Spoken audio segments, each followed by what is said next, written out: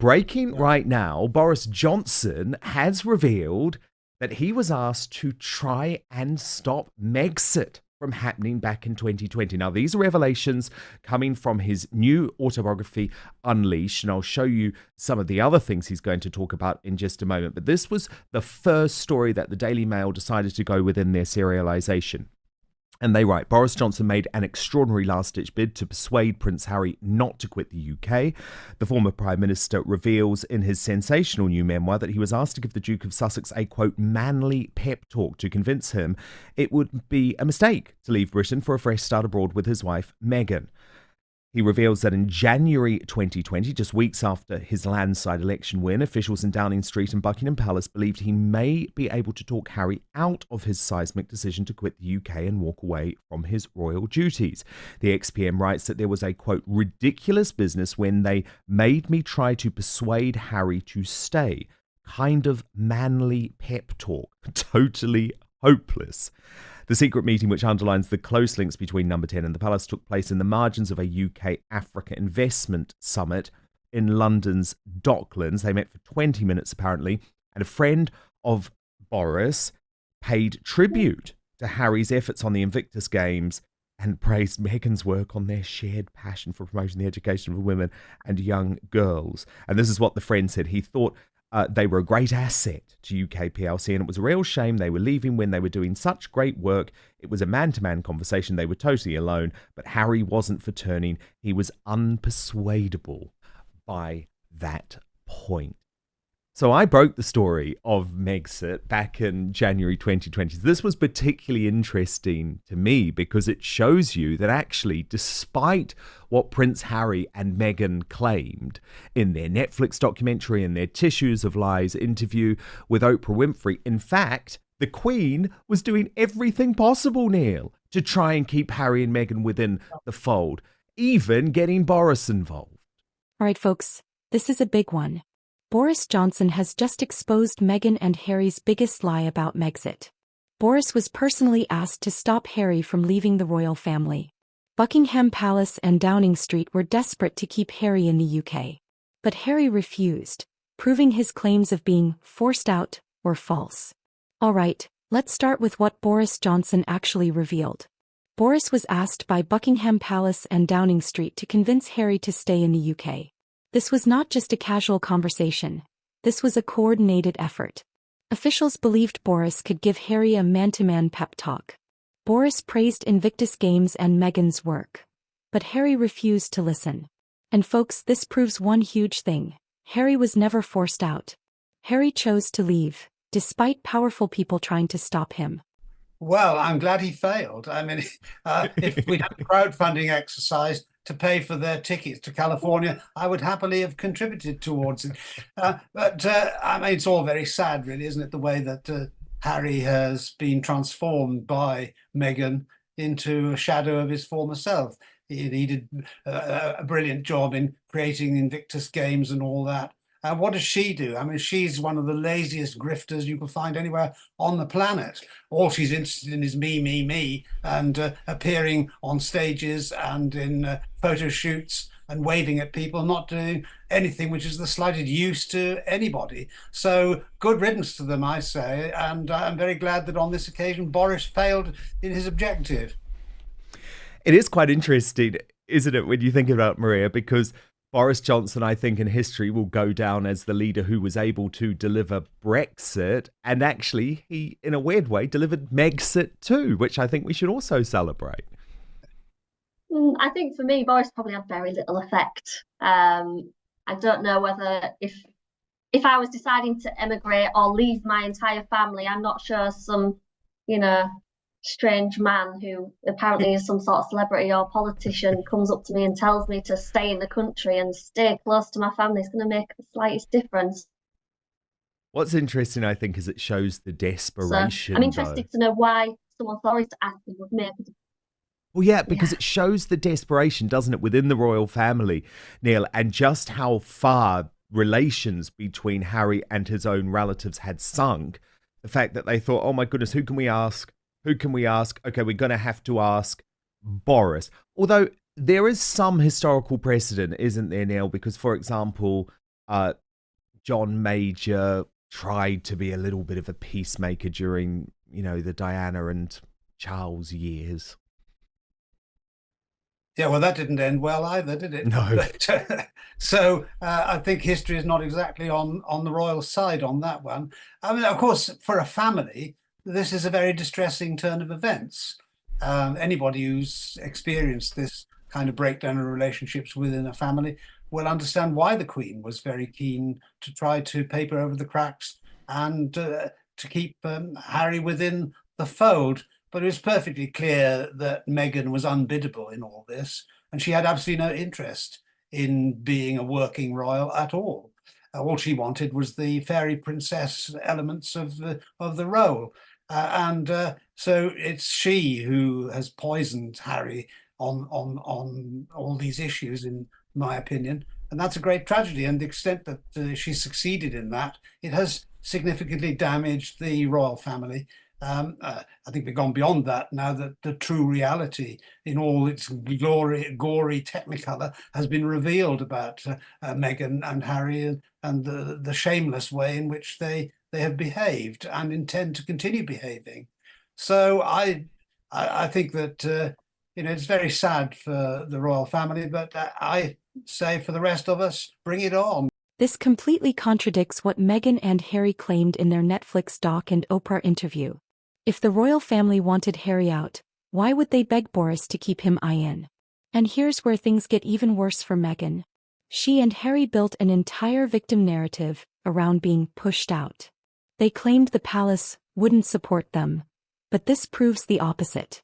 This means their Netflix and Oprah claims were lies designed for sympathy. At this point, how can anyone believe a word they say? Now let's talk about the real reason Harry was unpersuadable: Meghan Markle. Harry had no problem being a working royal until Meghan entered the picture.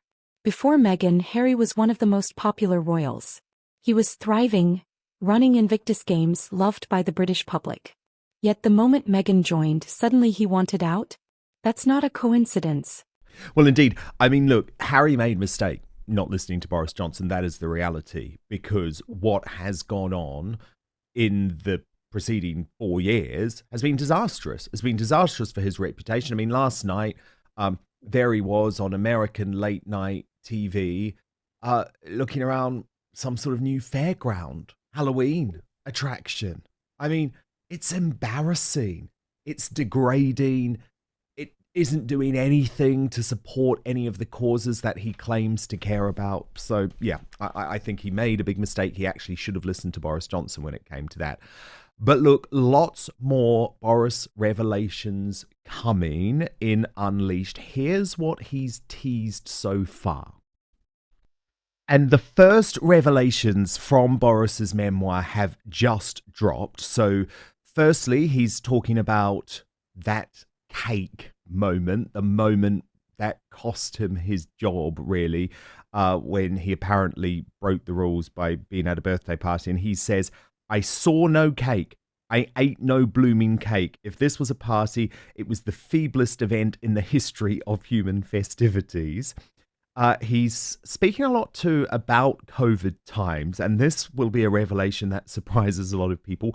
Why I considered invading Holland with a dramatic canal raid to snatch our 5 million stolen vaccines back from Brussels' clutches. We never actually really needed the vaccines, so I don't think you needed to worry about that. How COVID nearly killed me. If it hadn't been for Jenny and Louis, they are his nurses, fiddling with those oxygen tubes all night with all their skill and experience, I think I might have carked it. And he says, Brexit and Bingham pulled off Britain's vaccine miracle, and naturally Labour attacked them both. So these are Boris Johnson's COVID times being revealed tomorrow, Neil. What do you make of that? He considered invading Holland to get the jabs back. Yeah, well, I don't know whether that's just Boris being entertaining. I can't imagine he meant that in reality. But the true tragedy of what happened to Boris was that the rules which he was responsible for introducing were impossible to observe unless you locked yourself away in a padded room.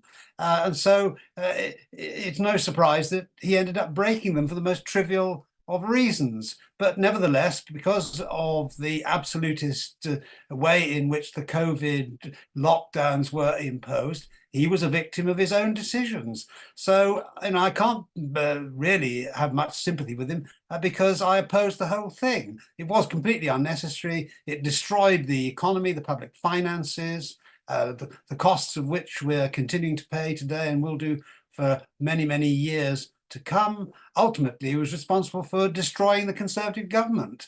That's not to say that Labour would have done any better. Obviously, they would have been even more draconian. But nevertheless, it was a catastrophic series of decisions. I'm afraid he paid the price.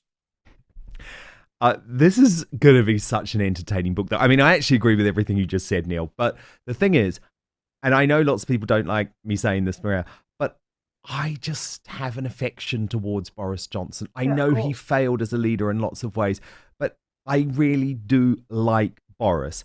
And this is hilarious. This book is hilarious. I'm just going through some of these excerpts right now, Maria, that these have literally just dropped. He likens Sir Keir Starmer to a bullock having a thermometer unexpectedly shoved in its rectum. He says former Tory Prime Minister Theresa May displays a schoolmarmy self-righteousness and writes, I was particularly fixated upon her nostrils, immensely long, pointy black tadpole shapes like a Gerald Scarfe cartoon. And he also absolutely slams Barack Obama too. So this is going to be entertaining, Maria, isn't it? And folks, this is a classic manipulation tactic. Isolate the target, Harry, from family and friends. Convince him that the environment is toxic. Make it seem like the only safe choice is to leave. And guess what? It worked. Harry cut off lifelong friendships. He turned against his family, including Prince William and King Charles. And he abandoned his entire duty as a royal. No. Meghan is still living the Hollywood dream, while Harry is lost. She has PR teams, stylists, and deals. Harry is stuck making Spotify podcasts and looking miserable in interviews. Was this really a fresh start? Or was this a setup from the beginning? At this point, even their most loyal defenders are waking up. And now the big question. Will Meghan and Harry ever come clean about their Megxit lies? With Boris Johnson's revelation, their entire victim narrative falls apart. They were not pushed out. The royal family and UK officials wanted Harry to stay. They chose to leave, yet still blame the monarchy.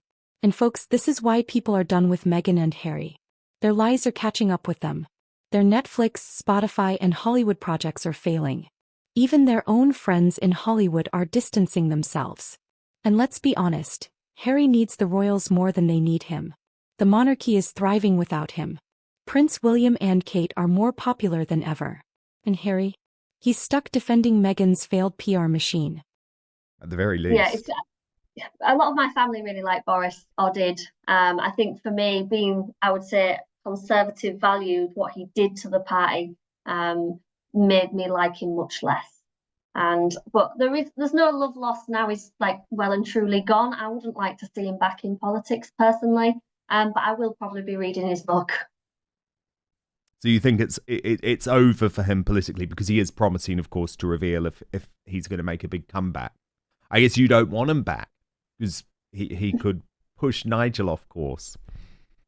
I just think he's had his time and he made some grave mistakes and he bowed out, and it ultimately has led to the crumbling away of Conservative Party. I think I don't want to blame him for everything, but I do think he could have handled things better and he could have still been in power today, potentially. Who knows? But he didn't, and we have to move on. And I just think bringing that back is not going to be good for anyone. At this point, it's just a matter of time before the world completely turns on them.